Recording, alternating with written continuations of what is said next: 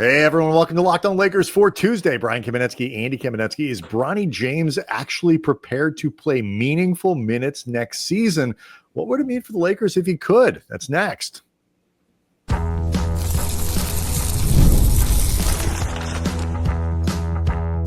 You are Locked On Lakers, your daily Los Angeles Lakers podcast, part of the Locked On Podcast Network, your team every day. Thanks to everybody for making Locked On Lakers first listen of every day, Monday through Friday, no matter how or where you get your podcasts. This one's always free. It's never behind a paywall. Of course, Locked On Lakers on YouTube, Andy, is where over 35,000 subscribers to the YouTube channel. People who might subscribe through YouTube, might subscribe as well through Spotify or Apple, iTunes. Lots of ways to get the show, either video or audio. They are all, Andy, wondering whether or not Bronny James might be able to play some meaningful minutes for the Lakers next season. He's so short in that picture. It's actually really appropriate. I know. Andy, when I put the heads of LeBron and Bronny over Steve Nash and Dwight Howard, they're in this Photoshop of the SI cover with, Nash and Dwight Howard. Now this is going to be fun. Spoiler alert, it was not. I was very careful and intentional in the way I put LeBron's head on the taller player and Bronny's head on the shorter player. Flawless, seamless Photoshop. Brian does not. No, you almost couldn't tell who it was. No, it does not come together by happenstance. I thought everything out. It is an interesting proposition as to whether or not Bronny James is going to play some meaningful minutes for the Lakers next season. It's a question we will grapple with in a moment, Andy. But first, speaking of other Jameses, the other one, the dad, it is one of these things that, the NBA can't get away from questions about how games are officiated. It never can, it never will. One of the big problems, and it's something that we've discussed, because I really do think this has a material impact on how teams like the Lakers try to put together a postseason roster that makes sense, is that, the big complaint, the regular season is a completely different sport than the postseason, just based on how it's officiated. And for me, it makes a guy like Austin Reeves, for example, a different player. It's not something that he necessarily can overcome. Certainly Shea's managed to still get to the line and stuff like that. But for players like him who need that, it's part of their game to draw free throws and stuff like that. When the game changes radically, so does their kind of game plan, so to speak. It's not insignificant. It may not be a perfect example with Austin, just because in the past, Austin has gotten to the line during the playoffs more than he did during this particular series. And, we talked about in a few podcasts where we examined Austin's playoffs, he was driving less. And how he was driving less than he has in previous playoffs, but he was also driving less than he did during the regular season. And how much of that was due to the toe that he was dealing with, how much of that was dealing with really good wing defenders, like, the type that have often given Austin issues over the course of his career that he had seemed to figure out over the last, couple months of the season. But things change in the playoffs, including the ability to scout players, more. In 5 games against Jaden McDaniels and those guys is a different deal than what you get over the course of the regular season. But there is that, and this is something, by the way, you talked about Shea. I mean, part of the reason Shea can keep doing this in the playoffs is because Shea is considerably better than Austin. Correct. But there are those who feel like Shea is getting a completely different whistle. They think it in the regular season, but they especially think it in the postseason, because it becomes a whistle that nobody else is getting. And on top of it, like his fellow Thunderians are allowed to defend in a way that would be allowed, not allowed against anybody but Shea. Right. By the way, I happen to disagree with that. I think Shea gets the line. I mean, you break down, and like people have done it, like sort of defenders of Shea have done it, like if he's not even like leading the league in fouls per drive and all these other things. It's just frustrating because I think, he's one of these guys who doesn't absorb. He intentionally bounces off of contact, some of it to draw attention to the foul, but some of it also to give himself space to actually get a shot up. And there's a whole separate conversation here about, quote unquote, ethical basketball or something like that, which I can get a little frustrated by. But there's a lot going on with Shea. He is not James Harden standing there trying to do a rip through on every third possession to try to get himself to the line with no intention of making a shot. I have said many times that Shea, I think at this point he is at 26 too old to be considered one of the young, one of the rising young stars in the league. He's now officially in his prime. Just a regular star. He's the MVP. But for the last few years leading up to where we are, I've said many times, Shea was one of my favorite young players in the league. Now he's just one of my favorite in his prime players in the league. Contrast it, you just mentioned James Harden. I have found James Harden for a lot of his career, basically everything after OKC and leading up to the Clippers, where I can appreciate the way you can feel the work more with Harden and how much he really has to work to get a lot of this. So there's more grace. His time with the Rockets and the Nets, I will not deny the talent. I will not deny that he was an incredibly potent scorer. I found him flat out unpleasant to watch. Shea to me is really fun to watch. I respect the craft of what these guys are doing to draw fouls, the body control, the change of speeds, the handle, all this stuff. It's why I don't think you should try to legislate some of this stuff. I don't know how you do it. If Jalen Brunson gets you on his back and can pull up and stop and make a shot, draw a foul, what, are you going to penalize him for that? That seems, I respect the craft. I respect what Harden's doing. I respect the difficulty of it. I've probably been, over the course of his career, one of the bigger James Harden defenders, at least when it comes to that kind of thing. And even I will tell you, I agree, it's a tough watch. It was those teams were particularly tough. The Clipper stuff. I just like when guys get old and you can start to sort of see where the experience and the knowledge can take the place of an erosion of some of the athletic skills. And you just see how smart, how technical, how, speaking of old guys, LeBron's comments on this. Yeah. So, and we can carry some of this in the next segment, but LeBron, in talking about this, he's like, there has to be something here that isn't what we got. You want to have physicality. I love the physicality and all that kind of stuff. Here's what he said on the Mind the Game podcast. Very good booking for that show. First thing I want to say is they're going to allow us to be as physical as it is. You have to give us a little time to prepare for it. And so Steve Nash, co-host, says, post All-Star break, talking about maybe a ramp up to this kind of physicality. So LeBron says, post All-Star break is 30 games or so left. So maybe 12 or 15 games left in the regular season. Give us a month to prepare for it, because it goes from 0 to 100. It goes from no body check, no hand checking, no pushing off a guy to his spot, no rerouting guys at all for 6.5 months or 7 months, then 2 months straight, have at it. Straight up, no holds barred. It's fun. I love it. I don't have a problem with it. It's just a contrast of not being able to get into that flow. So, is this a good idea for kind of bridging this gap? Well, I will discuss it after the break, because changing how games are officiated over the last 15, 20 games or something also has an effect on, arguably the most important stretch of the season. So we'll talk about it next. Locked on Lakers is brought to you by Open Phone. If you're running a business, you know that every missed call is money left on the table. Think about it. When was the last time you had a service emergency? The first person you called didn't answer, and you just waited around for them to get back to you. You didn't. You called someone else, and that's why you need Open Phone.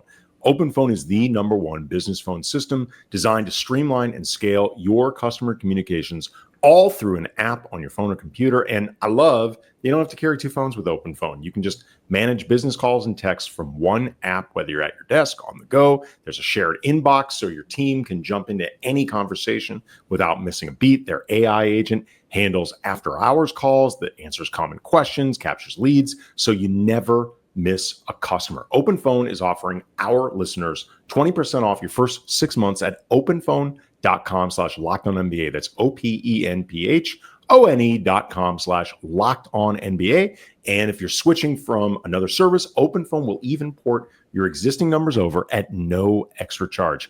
Open Phone, no missed calls, no missed customers. So we'll get to this LeBron thing in a second. I had a funny moment today. I'm in DC for a couple days and went to go visit the Lincoln Memorial, see some of America's great sites and a presence. So if you've never been there, on one of the walls, they have carved into the marble Lincoln's second inaugural address, very famous speech that Lincoln gave, one of his best. And I'm looking at this incredible moment in history, these incredibly profound words, a beautiful speech that Lincoln gave, especially considering the context. And in my brain, I'm thinking about the guy who did the Kobe statue and the typos that were carved into that thing, or, however they do things now. And just like the immense pressure, like the Kobe guy got into a lot of trouble, I would imagine, for screwing this up. And the Lakers gave him the wrong. It was a disaster all around. And I just couldn't get over the amount of pressure that goes into a wall of marble and getting this stuff right. Like no typos allowed over the entire speech.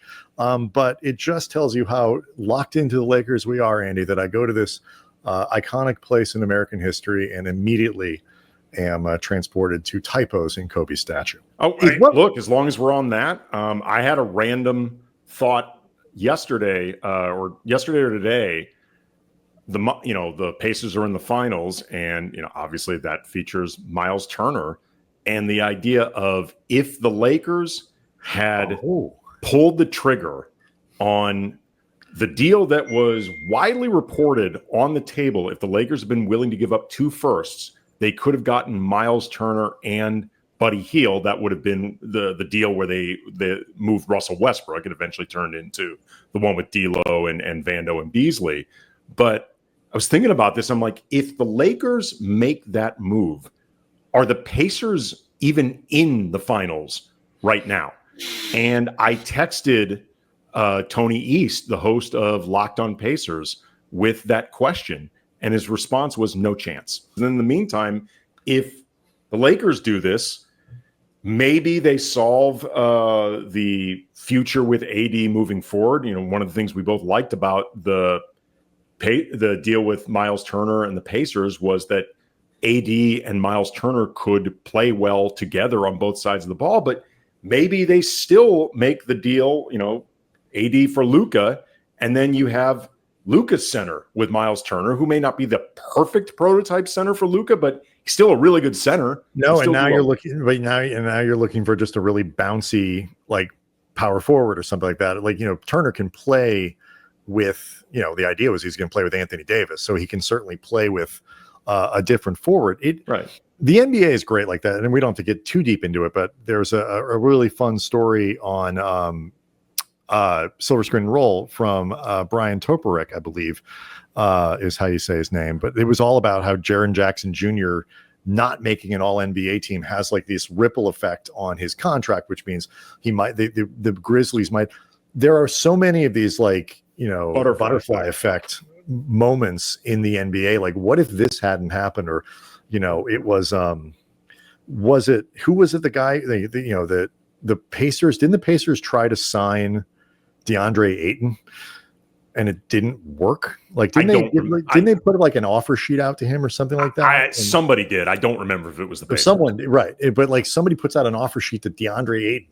You'd be like, hindsight 2020. Like, it is amazing, how many moments like that there are in sports, period. But like with LeBron, like, what do you think about this? Like, I love this sort of concept of like, because you can't officiate. The game has to be the same in I think in the regular season, in the postseason, or at least close to it. But you certainly can't have 82 games of this. Guys wouldn't make it their way through. I could deal with something dialed back a little bit, but I think I'm in the minority there. I think most people, when the playoffs roll around, they want to see the kind of physicality that is on display. Yeah, most people do, and I get that. I don't have a problem with it. So if that's going to be the case, and that's what people want, and you obviously can't do that for 82 games, I think what LeBron is talking about is a much better solution than how it's done now, where like he says, they basically just flip a switch, and all of a sudden you're allowed to hit people with steel chairs. Yeah, I mean, I understand where LeBron's coming from, and I think there might be a way to implement it. I think his suggestion is still too drastic, like in terms of the timing of it. I think like 12 to 15 games before the playoffs begin. I'm not sure you're giving yourself enough of a ramp up anyway, and it still could be pretty jarring. But B, if it's that soon before the playoffs, it starts raising the question of why are you doing it one way for 70 games and then for 12? You know what I mean? Like, or for sure. And the bigger issue there is like, okay, we start getting a lot more physical here. Which 3 stars every year are going to get hurt? I think there could be something to the idea of an incremental buildup, but I think it needs to be more incremental as opposed to the idea of, okay, it's officially hitting season. Because at that point, everything's it's like a version of an NBA version of the Purge. Yes, very much so. And like, you can't just declare a day of physicality. Like, things start looking too orchestrated. The NBA is a league that deals with too much blank is rigged anyway. Like, I think the idea of, treating this like hunting season or something just doesn't work. I think you could build it up incrementally. I think also just the league needs to decide what type of basketball does it want to have.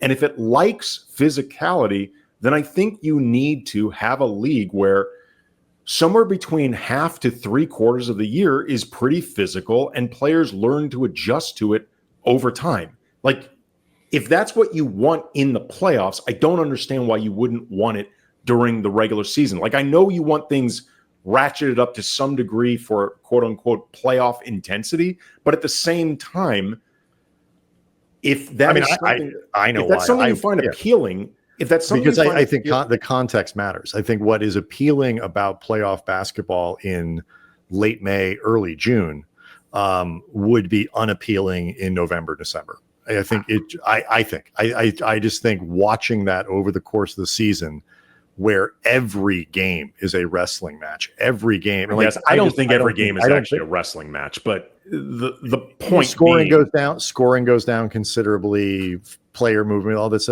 I'll go back to my original thing. I think what would be best is to find some sort of middle ground where I'm not even sure the scoring's really going down that much in the playoffs, to be perfectly honest. But I think it does. I mean, I'll look. Maybe I'm wrong. I see you certainly get certain games and where it kind of pops off the charts, but I feel like you get more. Teams are still. Here's the thing: it goes down some in the playoffs, but going down in the playoffs, you're still talking about teams at the upper end averaging close to 120 points a game. It's more like, middle of the pack starts getting to like mid 105s. It's not like it was in the 90s where it's like, you're rolling into fourth quarters and it's, New York 78. Right. It's 3 minutes left in the fourth and the Bulls are beating the to some degree, you want scoring to go down a bit because it's supposed to get harder. And also it goes down to some degree because guys are getting teams are better. And you're playing better defenses all the time. Right. I mean, there are a lot. Again, but I think it has to be incremental for what LeBron's talking about. It needs to be a much more incremental build over the course of the season. It can't just be all of a sudden in April you're allowed to start doing something that you couldn't do for the first 65 to 70 games, because I think it starts making the first 65 to 70 games in hindsight look kind of silly. Guys really weren't allowed to play. Or I guess, like, if you're concerned about injuries, you just everybody understands the rule. Like, you know what? Guys are getting hurt during a period where you're apparently not allowed to touch anyone anyway. Guys are getting hurt constantly. That's true. And baseball is like this to some degree. Like, you build a roster and you manage a team and you do all that stuff for a 162 game season. And in a lot of ways, the first round, a 5-game series, the wild card's still 3, isn't it? Like, some of these things, are there 1 or whatever it is. I mean, which wild card? They play like 2 innings, and then it's like a trivia contest. I'm not sure exactly how it's done. Feats of strength. I forget every year. I honestly forget every year. But we'll go with 5 games, even 7 games. Like it's a different sport in a lot of ways when you're managing and trying to win 3 out of 5 or 4 out of 7 than it is when you're trying to build the best record over 162 games. Speaking of somebody who's trying to build the best record, Andy, it's not the greatest say, but it'll do. Bronny James, can he contribute to the Lakers having a better record as soon as next season? What's next? Locked on Lakers is brought to you by BetterHelp, and we should talk more about a subject that doesn't get talked about nearly enough: men's mental health. There's always a pressure for men to keep it together, to perform, to provide, to never show weakness. But the truth is, real strength comes from opening up, taking care of your mental well-being. And every year, 6 million men in the U.S. experience depression. Many go undiagnosed, but talking to someone, a friend, a loved one, or a therapist can make a big difference. I can personally attest to how much therapy has helped me in the past, also my family, individually, in group sessions during a really difficult period. But it's also important to remember, therapy isn't just for crisis moments. It's great for learning how to set boundaries, build healthy coping skills, and be the best version of yourself. With over 35,000 licensed professionals and flexible setups, BetterHelp makes it easy to find a therapist that understands you. As the largest online therapy provider in the world, BetterHelp can get access to mental health professionals with a diverse variety of expertise. Talk it out with BetterHelp. Our listeners get 10% off the first month at BetterHelp.com/LockedOnNBA. That's BetterHelp, HELP.com/LockedOnNBA. Okay, Andy. So we got this one from the YouTube page from ECW WWE. Presuming a wrestling fan here. When is it time to evaluate Bronny's season? What is Bronny's future? Is he expected to grow and take this next step? That is the question that was left. And perfect timing, ECW and WWE, because according to Sean Deveney from writing for, I believe, Athlon, I think was where this one popped up. Longtime NBA writer. Yeah, he's been around for a long time. He reported this from a Western Conference executive. It appears the Lakers are dead set on pushing for Bronny James to be part of the rotation next year. I don't think there's any doubt that's their plan, one Western Conference executive said. I know the guy gets a lot of grief because of who his dad is, but we've seen a lot of tape on Bronny, and the fact is he was a lot better player in April than he was in October, and definitely in July. He's 20 years old. The exec said he had a whole year where his development was thrown all out of whack, referencing the heart problem that he had at USC. But he can defend the perimeter, and he showed he can shoot the 3. There are some, by the way, people who would say, I agree with you that the reference there is the season at USC. There are some people that would say the reference could just as easily be his first 3 months with the Lakers and the way certain things were being handled. But probably, but yes, I mean, that is not what he was talking about. It is not, but I'm saying it could be. I continue. If he can show that wasn't a fluke, if he's going to start getting 10, 15 minutes a night because the team is going to feel like they can trust him, I think he is going to do all that. He's going to be a regular for them next year. It's an interesting quote, and it's an unnamed Western Conference executive, and that can mean a lot of different things. But it's interesting because there's sort of 2 sentiments there that come through. The first is the Lakers are going to sort of force the issue. And then there's some stuff in there about also, Bronny was actually pretty good in his development last year. Where do you think it's possible that he plays like you said, 10 to 15 minutes a night, or that the Lakers just shoehorn him in, even if he isn't quite there yet? I'd like to think they're not going to do that, just because I don't think that's what's best for Bronny. And beyond how it could hurt his development if he's just thrust into a situation that he's not ready for. The guy, as this Western Conference exec noted, the guy takes a ton of heat as it is, and that's while barely playing on an NBA stage. Think about the heat he's going to take if it feels like he's out there because of external reasons, as opposed to he's really benefiting the team. I mean, there was that big, namely from Stephen A. Smith, after that game that Bronny played in Philadelphia, which the context of it was the Lakers did not have any guards. They needed to put someone in there. I had actually said in our podcast before the Philly game, don't be surprised at all if Bronny plays.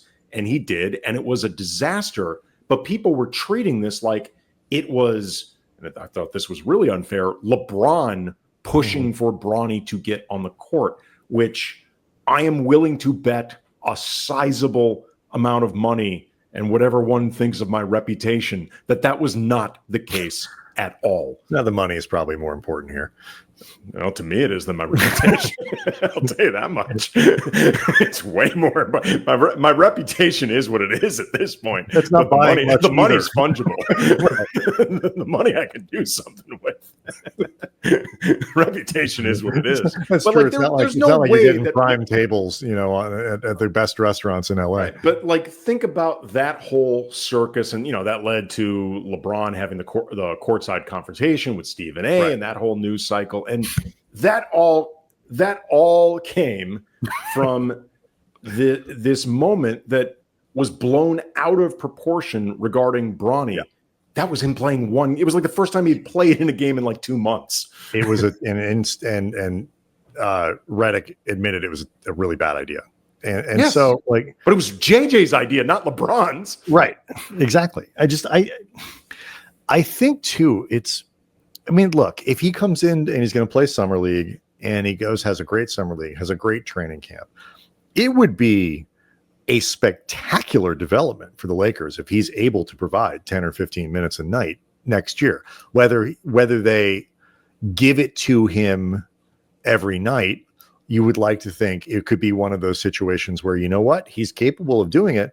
We just don't have the space because we've got a great roster here and it's going to be, but if he's up to a level where he's like, this guy can play 10 minutes a night legitimately at the NBA level. That is both a huge thing for the Lakers and a tremendous win for a guy who is the 55th pick in the draft. I realize we all focus on who he is, but 55th picks either don't hit at all or they sometimes take a couple years, and he's only 20. So there's still he showed last year, I think by the end of the year, he looked more comfortable. I'm not going to say he was great all the time and all that, but he was certainly more comfortable. He looked more confident. He showed some capability. And in the G League, which is where he was supposed to be going and developing, he played pretty well for, especially for somebody his age, averaged about 22 points a game, shot 44% from the floor, 38% from three, 5 rebounds a game, which is pretty good because he's 3.5 feet tall, 5.5 assists per game, was almost 2 steals a game. He showed he knows how to play, still very little. He's got long arms, but at the NBA level, he's very short. But I think it's a reach to think that I agree. I don't think the Lakers will force it because of the optics. I certainly hope not. If the Lakers are forced to put him on the floor for 15 minutes a night next year, I think it's much more likely it's because they didn't fill a hole or two, or somebody's gotten hurt. Then the Lakers are just final season, and they're really leaning into all elements of the retirement tour. I guess. I maybe, but I think the idea that he could grow into a player by, say, mid-season next year, that at least you feel comfortable with in a 3-game stretch where an untraded Gabe Vincent is hurt and you need, whatever. I think that is actually possible. Like I say, it's maybe, I've got Bronny on a 3 or a 4 year development arc here. I think it's unfair to expect him to be able to contribute as a 20-year-old coming into the season. I don't think it's fair. So it would be exceeding expectations, at least for me, were he able to do that. Well, when you brought up that 3 to 4 year development, I when this story came out, I thought about Max Christie. And while I personally thought Max Christie was readier for regular minutes than Darvin Ham did, and I spent a lot of his rookie even season, but especially his second year, saying this guy should be on the court or whatever. The consensus on Max was not formed until his third season. So to your point, and Max was also a second round pick, and a young one. These things can take time. It's obviously premature to, pencil, much less pen Bronny for a spot in the rotation. If for no other reason than we don't even know who's going to be on the roster next year. And certainly Bronny did not, as much as I agree with you that his G League season, I think actually did move along pretty nicely. He certainly has not shown enough at the NBA. Oh God, no, that you could think of him that way. But I will say this, beyond the usefulness that could be there just to have him be a rotation player, the one element he would bring to the table that this team desperately needs, even beyond youth, which they need a lot, athleticism. Athleticism, for sure. This team, especially on the perimeter. Right. This team lacks athletic perimeter play. And say what you will about Bronny, his overall basketball skills, his athleticism is actually one of the best on this team. Yeah. The basketball skills may not be good enough that you can fully utilize that athleticism. Or he's not a good enough shooter. It's not whatever. His athletic ability is bouncy. High. Yeah. It's very high. I will say this, in that Bronny, Max, and most second rounders who play when they're not expected to benefit from most people focus the low expectations of oh my God, we got to play this guy. When they don't suck, it's oh, okay. And you tend to focus mostly on the 3 good plays out of the 10 or whatever. And if you go back in Max's rookie year, the actual net impacts of Max playing were generally quite bad. But there was you saw a lot of potential. He looked like a player. And so you get excited about him. But he came into the league with no expectations. Bronny, the level of resentment of that was on him when he came in, he didn't get any of that. It was always look at if he did 3 things that were good and 2 things that sucked, and he generally had more, especially early, more bad moments than good. I'm not trying to sugarcoat how he played. I'm just saying he got none of that, and very little credit for doing well in G League. So I think step 1 for Bronny is come back in summer league and show you've gotten significantly better. And for those who didn't know, summer league last year, Bronny is going to play in the summer league. Yeah. All right. Well, it's an interesting conversation and one we will follow. And one of the big things this summer, because the Lakers are going to need to find things like unexpected play from your draft pick from last year, whoever they pick at 55 this year, stuff like that's going to have to go right for the Lakers for this season to get as far as they would want. Locked On Lakers on YouTube is where you can go hang out with over 35,000 subscribers. Everyone have a great day. We'll see you tomorrow.